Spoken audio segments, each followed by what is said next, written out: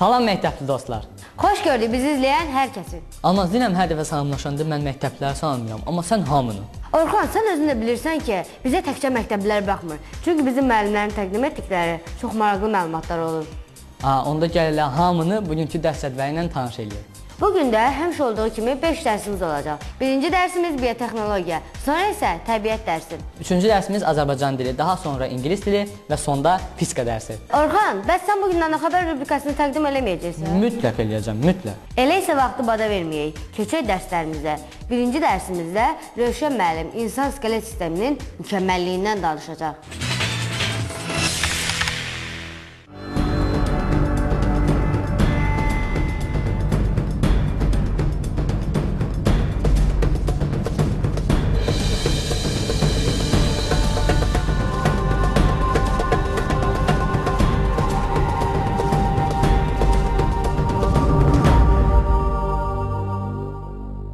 Bugün sizə danışmaq istədiyim mövzu insan biologiyası ilə bağlıdır. İnsan skelet sistemindəki xüsusiyyətlər və bu xüsusiyyətlər öyrənilərək əldə edilən çox yüksək inşaat texnologiyası haqqında sizə məlumat verəcəm. Ümumiyyətlə, alimlər araşdırıb bu nəticəni əldə edirlər ki, sən demə insan bud sümüyü dik vəziyyətdə 1 ton ağırlığa tab gətirir. Təsəvvür edin, 1 ton ağırlığa tab gətirir. Biz hər addım atdığımız təqdirdə bu halda bu bud sümüyünə, omba sümüyünə insan çəkisindən 3 dəfə daha çox təzyiq düşür. Yəni, məsələn, insanın 50 kiloqram çəkisi varsa, hər addım atdığımız təqdirdə bu bud sümüyünə 150 kiloqram təzyiq düşür. Məsələn, Olimpiya oyunlarında bilirsiniz, şüvüllə tullanan idmançılar var. Uzun məsafəni qaçırlar və daha sonra şüvüllə tullanırlar. Hündür məsafədən yerə tullanırlar. Baxın, həmin o idmançı yerə düşdüyü təqdirdə çanaq sümüyünün hər kvadrat santimetrinə bilirsiniz nə qədər təzyiq düşür? 1,4 ton təzyiq düşür çanaq sümüyünün hər kvadrat santimetrinə. Bəs necə olur? Necə olur ki, insan skelet sistemi belə bir ağırlığa tab gətirir? Alimlər bunu araşdırırlar. Görürlər ki, sən demə insan skelet sisteminin içərisi dolu deyil, içərisi boşdur. Əgər içərisi dolu olsaydı, bu halda bədənimizi, bu ağırlığımızı, skelet sistemini daşımağımız çox çətin olardı. Daha çox enerji sərf edərdik bu ağırlığı daşımaq üçün. Həm də içi dolu olduğu üçün çox tez qırılardı. Adi kiçik, məsələn, dostlarınız arasında zarafatlaşdığınız təqdirdə, kiçik bir sərt hərəkət etdiyiniz təqdirdə o halda sümüyümüz qırılardı. Amma belə deyil. Sümüklərimizin içərisi boşdur və alimlər araşdırıb görürlər ki, bu möhkəmliyi verən, sümüklərə, skelet sisteminə bu möhkəmliyi verən qəfəsvari sistemdir. Sümüklər kiçik çubuqlar kimi bir-birinin içindən keçmiş qəfəsvari sistemdən təşkil olunub və alimlər bu sistemi öyrənirlər və qərar verirlər ki, bu sistemi inşaat texnologiyasına tətbiq eləsinlər. Çünki bu halda həm yüngül, həm də çox möhkəm konstruksiyalar əldə edə bilərlər. Çox maraqlı bir məlumatı sizə diqqətinizi çatdırım. Eyfel qülləsinin tikintisi, hansı ki Paris şəhərinin simvolu hesab olunur, bu qüllənin tikintisində birbaşa insan skelet sistemi, insanın omba sümüyü, bud sümüyü təqlid olunaraq əldə olunub. Məsələn, hal-hazırda şəhərimizdə də bir çox binaların tikintisində, eyni zamanda ağır yük qaldıran kranların istehsalında və həmçinin bir çox qüllələrin tikintisində bu karkas sistemindən, bir-birinin içinə keçmiş qəfəsvari sistemdən istifadə olunur. Niyə? Çünki bu sistem ən möhkəm, ən davamlı sistemdir. İnsan skelet sistemində bilirsiniz, başqa daha mükəmməl texnologiyalar var. Məsələn, bizim insan bədəninin yuxarı hissəsini bilirsiniz, onurğa əsas, yəni güc onurğanın üzərinə düşür. Bu onurğamız S hərfi formasındadır, yəni düz deyil. Əgər onurğamız düz formada olsaydı nələr baş verərdi? Bu halda hər addım atdığımız təqdirdə bilirsiniz, bir zərbə dalğası gəlir yerdən. Hər addım atdığımız təqdirdə bu meydana gələn zərbə dalğasının təsiri ilə onurğa gedib kəllə sümüyünü deşərdi və beyni dağıdardı. Yəni, beyni məhv eləyərdi. Onurğamız S hərfi formasındadır, qıvrımlı formadadır. Bu formada olması o addım attığımız zaman meydana gələn zərbə dalğasının təsirini öldürür və bu sayədə insan beynini zədələnmədən qoruyur. Həm də bu onurğanın özü bilirsiniz, 33 ayrı fəqərədən ibarətdir. Bu fəqərələrin arasında da disklər var və həmin bu disklər eynilə avtomobillərdə olduğu kimi amortisasiya rolunu oynayır və bu da o meydana gələn zərbə dalğasının təsirini minimuma endirir və bu sayədə həm beyni, həm də insan orqanizmini qorumuş olur. Burada da həmin nəticəyə gəlirik ki, bu insan orqanizmində yaradılmış bu mükəmməl xüsusiyyətlər həqiqətən də bizim üçün çox böyük nemətdir və düşünən insanlar olaraq bunlar haqqında düşünməliyik və bunları öyrənməyin, bunları araşdırmağın nə qədər faydalı olduğu nəticəsinə gəlməliyik təbii ki.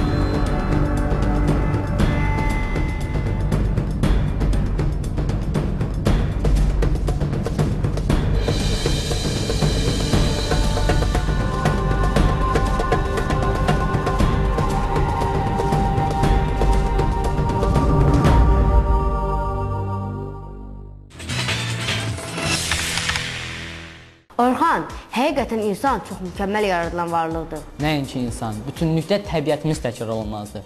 Məsələn, Günəş sistemindəki həssas tarazlıq. Sən heç bilirsən, Günəş bizdən indikindən daha uzaqda və yaxud da biraz da yaxın olsaydı nələr olardı? Yox. Heç mən də bilmirdim, amma Ruslan müəllimin dərsindən sonra bildim. Gəl bu dərsi tamaşaçılarımıza təqdim edək. Qoy onlar da bilsin.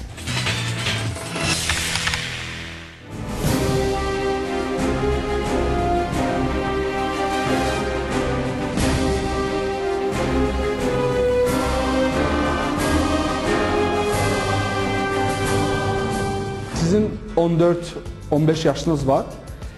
15 il, 14 il bundan öncə mövcud olmamışıq. Yəni mövcudluğumuzun yaşını göstərir bu illər. Bəs görürsə Günəş sistemimizin yaşı nə qədərdir? Təxminən 4,5 milyard il bundan əvvəl Günəş sistemi və Dünya yaranmağa başlayır. Və bu formasiya, bu yaradılış zamanı Günəş və Dünya arasındakı məsafə 150 milyon kilometr olaraq təyin olunur. Niyə? Çünki Günəşin səthindəki temperatur 6000 dərəcə Selsidir. Əgər bu məsafə biraz uzaq və yaxın olsaydı, heç vaxt yer kürəsində həyat mövcud olmazdı. Çünki 6000 dərəcəlik istilik Günəşdən yola çıxır dünyamıza. Bu məsafə 150 milyon kilometr olmalıdır ki, bu 6000 dərəcəlik istilik yolda itkiyə məruz qalsın və dünyamıza çatdığı zaman canlıların yaşayacağına uyğun bir istilik intervalı dünyaya gəlsin. Yaxşı, dünya Günəş ətrafında dövr eləyir. Necə olur ki, bu 150 milyon kilometrlik məsafə qorunur? NASA araşdırma aparır, tapır ki, sən demə dünyamız Günəş ətrafında hərəkət etdiyi zaman qət etdiyi hər 29 kilometrdən bir 2,8 mm, baxın barmaq ucu ilə göstərən bu qədər təxminən. Hər 29 kilometrdən bir 2,8 mm Günəşə doğru çəkilir. 29 kilometr yenə gedir, yenə 2,8 mm Günəşə doğru çəkilir. Alimlər deyirlər ki, trayektoriyasında 0,3 mm-lik dəyişiklik olsa, yer kürəsində bütün canlı nəsil təhlükə altına girir. Yer kürəsində həyat təhdid altında olur. Amma heç düşünmürsünüz, milyonlarla ildir ki, dünya bu trayektoriyasından 0,3 mm belə kənarlaşmayıbdır. Bir misal verim sizə, məsələn, NASA kosmik aparatlar, kosmik cihazlar göndərir yerin orbitinə və üzərində o cihazlar olur, raketlər olur. Bir müddət sonra yerin orbitindən kənarlaşmağa başlayır. Yerdən müdaxilə edib həmin o cihazı yerin orbitinə qaytarırlar. Amma milyonlarla ton ağırlığında olan dünyamız öz orbitindən milyardlarla ildir ki, kənarlaşmır. Niyə kənarlaşmır dostlar? Çünki möhtəşəm bir yaradılış var və bu həssas tarazlıq canlı nəslin, insanın dünyada yaşaması üçün ən ideal ölçüdür. Bunlar yer kürəsində bu ekoloji sistemin mövcud olması və insanın həyatda qalması üçün kifayət deyil. Makrodan mikroya araşdırırıq, hər bir şey sanki puzzlın hissələri kimi öz yerində oturub və indiki ölçüləri ideal ölçülərdədir. Dünya və Günəşin həqiqi ölçüləri də bu şəkildə olmalıdır. Əks təqdirdə yer kürəsində həyat təhlükə altına girərdi. Daha kiçik bir Günəşə sahib olsaydıq, yer kürəsinə gələn istiliyin miqdarı az olduğuna görə, canlıların yaşayacağına uyğun istilik intervalı gəlmədiyinə görə yer kürəsi buz kütləsi halına gələcəkdir. Daha böyük bir Günəşimiz olsaydı, səthindəki temperatur 10.000, 15.000 dərəcə olardı. Daha böyük istilik qaynağı, daha çox istilik deməkdir və yer kürəsinə gələn istiliyin miqdarı artardı və yer kürəsində həyat məhv olardı. Qovrulub kül halına gələrdi. Yəni bunlarda kiçik bir dəyişiklik olsa, bu ekosistem təhdid altına girir və həyat yaşanılmaz hala gəlir. Bir də dünyamızda belə bir həssas tarazlıq var. Dünyamız öz oxu ətrafında dövr eləyərkən, orbitində hərəkət eləyərkən, öz orbitinə 23,27 dərəcə maili hərəkət edilir, yana doğru əyilir. Alimlər hesablayırlar ki, nə olar ki, bu rəqəm 23,27 dərəcə olmasaydı, 40-45 dərəcə olsaydı nə olardı? Və yaxud da heç maillik olmasaydı, alimlər deyirlər ki, yer kürəsində 2 fəsil yaşanardı. Əgər fərqli olsaydı bu ölçü. Kəskin şaxtalı qış və qovurucu isti yay. 2 fəsil arasındakı temperatur fərqi 150-200 dərəcəyə çatardı və qətiyyən yer kürəsində həyat mövcud olmazdı. Yaxşı, dünya bugünkü orbitində, Günəşə bugünkü məsafəsində olmasaydı nə olardı? Bir misal verim və bugünkü dərsimizi yekunlaşdıraq. Günəşdən gələn şüalar dünyaya çatmazdan 2 dəqiqə əvvəl Veneraya çatır. Baxın, kainatda kiçik dəyişikliklər böyük fəlakətlərə səbəb olur. Əgər dünyamız, məsələn, Veneranın yerində olsaydı, yenə heç vaxt biz mövcud olmayacaqdıq. Çünki 2 dəqiqə daha tez çatdığına görə Günəş şüaları Veneraya, Veneranın səthini daha çox qızdırır və səthindəki temperaturun 475 dərəcə olmasına səbəb olur. Bu səbəbdən də heç vaxt həyat mövcud olmazdı yer kürəsində. Biz bu ekosistemin necə fəaliyyət göstərdiyini, fəaliyyət prinsiplərini araşdırdığımız zaman həqiqətən heyrətimizi gizlədə bilmirik və bu ekosistemi qoruma şuuruna sahib olmalıyıq.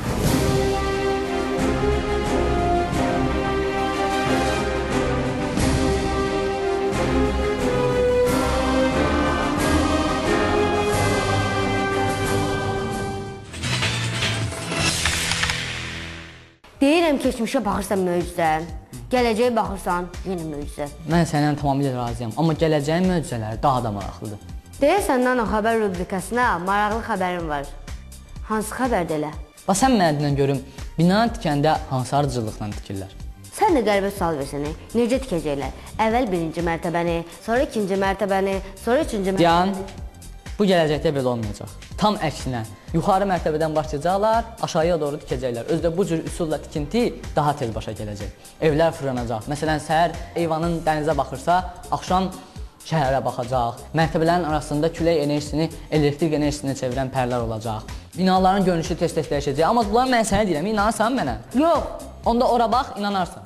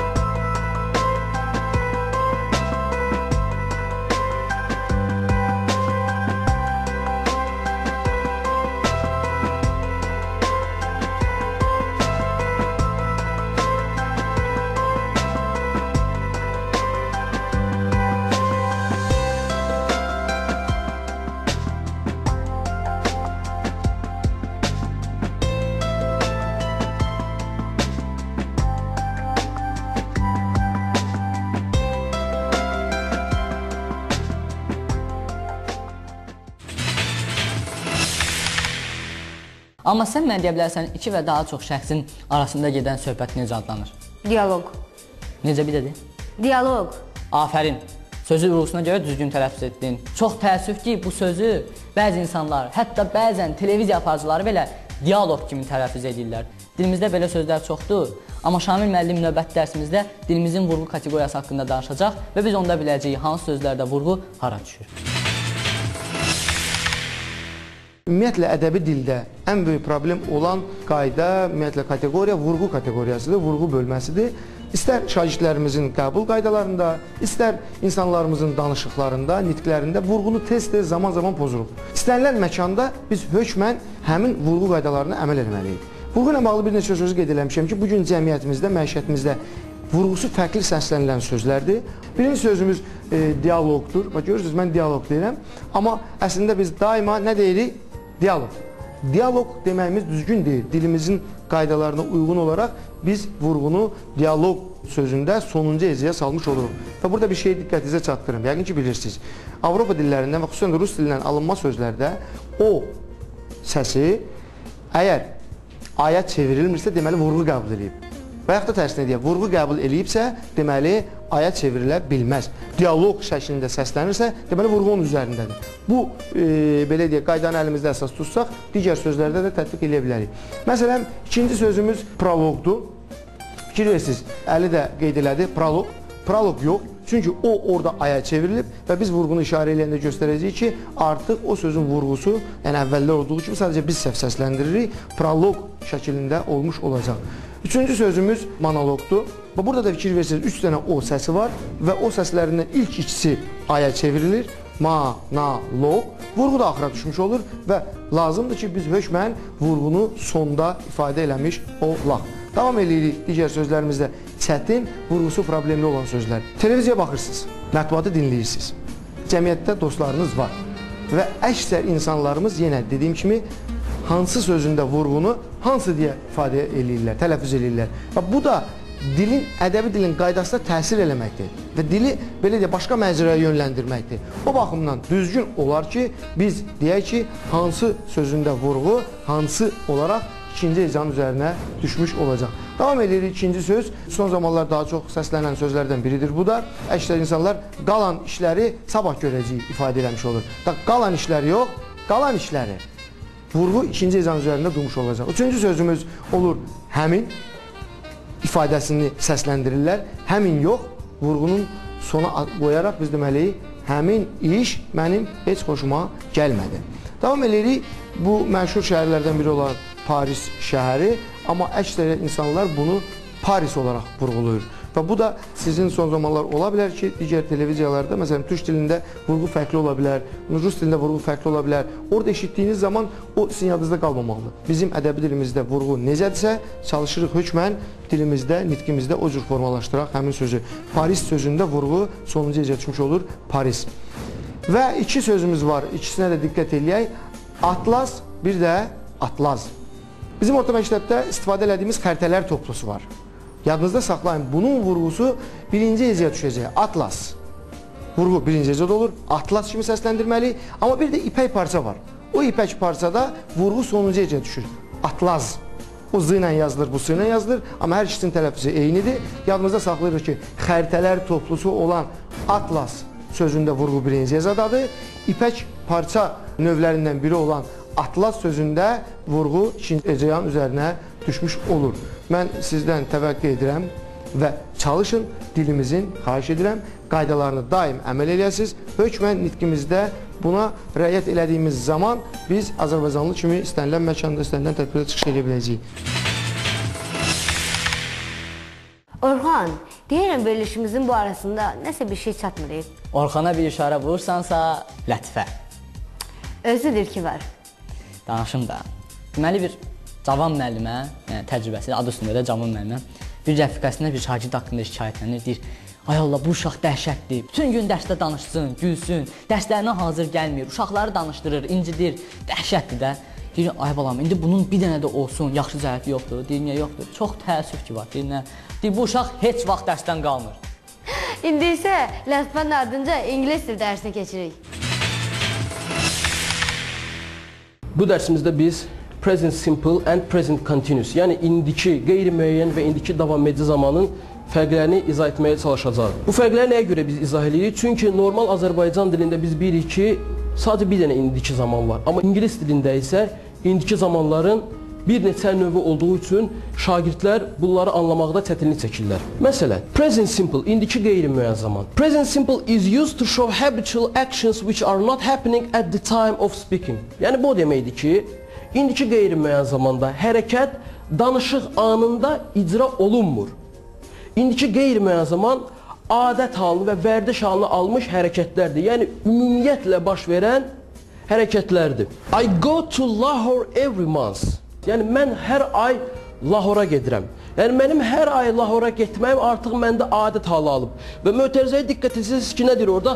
Not going to Lahore at the time of speaking. Yəni danışıq anında Lahora getmirəm. Present continuous show actions happening at the time of speaking. İndiki davam edici zaman, yəni danışıq anında icra olunan hərəkətlərdir. Nümunələrə baxaq. I am explaining the difference between present simple and present continuous. Yəni nə deməkdir? Mən hal-hazırda sizə indiki qeyri-müəyyən zaman və indiki davam edici zamanların fərqlərini izah edirəm. Şəkldə mən bunu nə zaman edirəm? Hal-hazırda. Happening at the time of speaking. Yəni danışıq anında baş verir. Helping verbs in present simple. İndiki qeyri-müəyyən zamanda yardımçı feillər, yəni köməkçi feillər. Buna auxiliary verbs də deyilir. Affirmative, yəni təsdiq cümlədə şagirdlər biz heç bir no helping word, heç bir yardımçı feildən istifadə etmirik. I go to school every day, yəni təsdiq cümlədə biz yalnızca sadə xəbərdən istifadə edirik. I go to school every day, yəni mən hər gün məktəbə gedirəm. Bu zamanın inkar formasını düzəltdikdə biz şagirdlər do və das köməkçi feillərdən istifadə edirik. I don't sleep early. Mən erkəndən yatmıram. He doesn't sleep early. O erkəndən yatmır. Əgər bizim mübtədamız üçüncü şəxsin təkindədirsə şagirdlər, biz o zaman bu zamana xas olan das köməkçi feilindən istifadə edirik. Sual formasını düzəltdikdə isə biz do və das köməkçi feillərini mübtədanın qarşısına keçirdirik. Do you play tennis? Sən tenis oynayırsan. Does he play tennis? O tenis oynayır. Fikir verin, ikinci cümləmiz və mübtəda üçüncü şəxsin təkində olduğu üçün biz köməkçi feil olaraq does'dan istifadə etdik. İndiki qeyri-müəyyən zamanın yardımçı feilləri helping verbs in present continuous. Təsdiq cümlələrində şahidlər biz müvafiq şəxslərə görə to be-nin forması olan am, is, are-dan istifadə edirik. I am reading my book right now. Mən hal-hazırda kitab oxuyuram. Hərəkəti hal-hazırda edirəm. İnkarda isə biz bu köməkçi feillərin arxasına not hissəciyi artırırıq. He is not sleeping. Baxın şagirdlər, is köməkçi feili üçüncü şəxsin təki ilə işlənmiş bir formadır.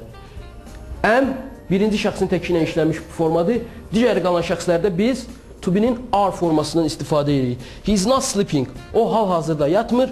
You are not drinking tea. Sən yəni hal-hazırda, yəni danışıq anında çay içmirsən. Sual formasında isə biz bu köməkçi feilləri yenə də mübtədanın qarşısına keçirtmiş oluruq. Are you playing tennis? Sən tenis oynayırsanmı?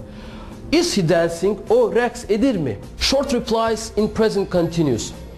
İndiki davam edici zamanda şahidlər qısa cavablar. Are you cooking something? Sən nəsə bişirirsən və qısa cavabda bir də cümləni uzatmamaqdan ötəri qısa olaraq cavab verir. Yes, I am. Bəli, bişirirəm. Short replies in present simple. İndiki qeyri-müəyyən zamanda şahidlər qısa cavablar. Do you work in a hotel? Sən oteldə işləyirsən. Təbii ki, qısa cavabda nə ilə veriləcək? Həmənki zamanın köməkçi feili ilə. Yes, I do. Do you go to school? Sən məktəbə gedirsən? No, I don't. Xeyr, mən məktəbə getmirəm. Orxan, o işıq nədir? O işıq? O kameranın işığı da. Yəni deməkdir ki, bu dəqiqəzi çəkir. Bəs sən deyə bilərsənmi? Biz ümumiyyətlə istifadə etdiyimiz elektrik enerjisini hardan alırıq? Ölkəmizin yarıdan çoxunu elektrik enerjisi ilə Mingəçevir su elektrik stansiyası təmin edir. Burada suyun mexaniki enerjisindən istifadə olunur. Həmçinin küləyin hərəkət enerjisindən də elektrik enerjisi əldə etmək mümkündür. Orxan, sən ola fizika müəllimləri kimi danışdın. Yaxşı əşlə. Fizika müəllim kimi Anar müəllim indi bizə həm suyun, həm də küləyin hərəkət enerjisindən danışacaq.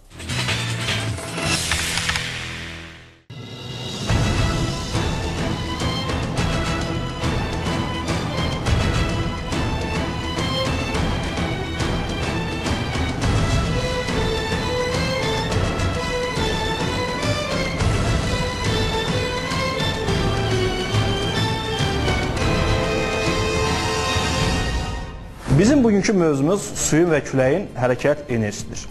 Axan su həm kinetik, həm də potensial enerjiyə malikdir. Amma çaylarda çox zaman axan suyun potensial enerjisi çox da böyük olmur.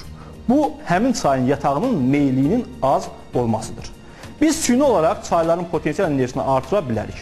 Məsələn, sizlərinizdən hər biriniz bilirsiniz ki, Azərbaycanda Mingəçevir ərazisində su elektrik stansiyası var. Həmin su elektrik stansiyasında su bəndinin hündürlüyü 80 metrdir. Su bəndinin hündürlüyü artırılaraq onun potensial enerjisi artırılır və həmin su böyük potensial enerjiyə malik olmuş olur. Əgər su yüksək hündürlükdən aşağıya doğru hərəkət edirsə, bu zaman onun potensial enerjisi kinetik enerjiyə çevrilir. Enerjinin təbii ki, saxlanması qanununa görə. Məhz bundan sonra həmin suyun böyük kinetik enerjisi stansiyalarda yerləşdirilən turbinləri hərəkətə gətirir. Turbinlərin hərəkətə gəlməsi nəticəsində verilmiş generatorun valı fırlanır və nəticədə uşaqlar suyun kinetik enerjisi elektrik enerjisinə çevrilir. Eyni zamanda digər alternativ enerji mənbələri haqqında da danışmaq olar. Məsələn, buna nümunə olaraq küləyin enerjisinin haqqında danışmaq olar. Eyni məsələ burada da öz əksini tapır. Küləyin mexaniki enerjisi ilə, yəni küləyin hərəkət sürət vasitəsilə verilmiş pər hərəkətə gəlir və nəticədə küləkdə pərlərin fırlanması nəticəsində küləyin mexaniki enerjisi, yəni kinetik enerjisi elektrik enerjisinə çevrilir. Və biz bununla artıq məişətdə eyni zamanda digər sahələrdə də istifadə edə bilirik. Hələ orta əsrlərdə su və küləyin enerjisindən istifadə olunurdu. Məsələn, sizlərdən hər biriniz yəqin ki bilirsiniz, su və küləklə işləyən dəyirmanlar mövcuddur. Bunları məhz bu verilmiş mövzuya aid nümunə kimi göstərmək olar. Eyni zamanda uşaqlar həm suyun, həm də küləyin enerjisi digərlərindən tamamilə fərqlənir. Bu, həm ekoloji cəhətdən təmizdir, çünki hər hansısa bir ziyanı yoxdur. Eyni zamanda burada hər hansısa bir yanacağa ehtiyac yoxdur. Yəni ki, məsələn, biz əgər istilik və ya atom elektrik stansiyalarını nəzər yetirsək, istilik və atom elektrik stansiyalarının işləməsi üçün onlara mütləq yanacaq lazımdır. Eyni zamanda təbii ki, bu yanacaqdan istifadə olunan zaman ekoloji cəhətdən müəyyən, belə deyək də, pisləşmə baş verir havadan. Amma suyun və küləyin enerjisi təbiətin bizə bəxş etdiyi ən böyük, belə deyək də, ən ucuz başa gələn enerjilərdən biridir.